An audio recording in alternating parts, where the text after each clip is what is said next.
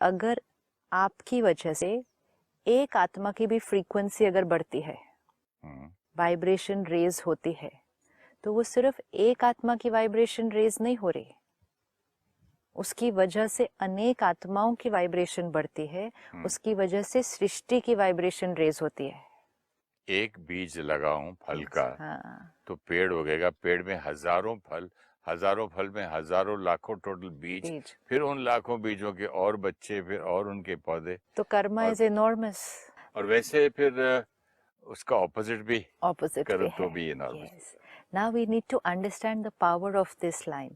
हम एक एक आत्मा जब अपने ऊपर थोड़ा भी अटेंशन रखना शुरू करते हैं, अपने आप को आसपास की नॉर्मल की डेफिनेशन से ऊपर उठाते हैं, अपनी सोच में, बोल में, जीवन जीने के तरीके में, खान पान में, कारोबार करने के तरीके में, रिश्ते निभाने के तरीके में, हर चीज ओवरऑल हम क्या कर रहे हैं, अपनी फ्रीक्वेंसी को जब ऊंचा उठा रहे हैं, हमारी फ्रीक्वेंसी की वजह से औरों की फ्रीक्वेंसी ऊपर उठनी है। 100% उठनी है। तो which means one is going to become an instrument for many others, and then many others will become an instrument of many others, and all those many others are because of this one. मनसा वाचा कर्मणा। हम अपनी checking करें कि क्या हम सारा दिन में कोई ऐसा कर्म कर रहे हैं जिसकी वजह से हमारी और हमारे आसपास के लोगों की फ्रीक्वेंसी रेज हो रही है, जिसको कहते हैं सेवा। रियल सेवा ये है, सेवा ये है प्रैक्टिकली किसी को अंधेरे से उजाले में लाओ। तो ज्ञान बोल देना, हाँ, कुछ लिख देना, हाँ, ट्वीट कर देना, ईमेल कर देना, राइट, और ये क्या बोलते हैं आजकल व्हाट्सएप, ये सब उस पर डाल देना। But that is also very nice. या बट एक इंसान को थोड़ा, कोई आपको फॉलो करे and you are leading somebody from darkness to leading somebody, which means कि आप सिर्फ उस चीज को बोल रहे नहीं हैं, लिख नहीं रहे, आपको देखते हुए कि आप कर रहे हो उसको, आप सिर्फ उसको जी रहे हैं। हाँ, you are living that, living example कहते हैं। You are living that. So आपकी फ्रीक्वेंसी औरों की फ्रीक्वेंसी को रेज करने का चांस दे देती है।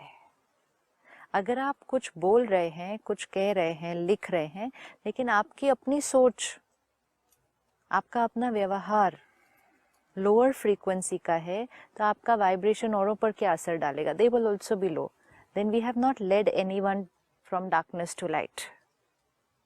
तो सेवा, क्योंकि हम सब सेवा करना चाहते हैं, हमें बचपन से सेवा का महत्व भी सिखाया गया है।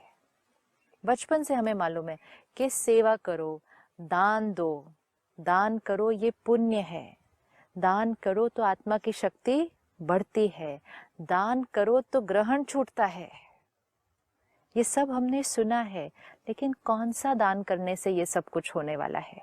ज्ञान दान, by living that the way, which means जब हम अपनी कमजोरियों का दान देते हैं, okay, अपनी गलत आदतों का दान करते हैं, जब हम पूजा करते हैं तो हम अर्पण करते हैं। परमात्मा के आगे हम क्या अर्पण करें? उसके पास तो सब कुछ है।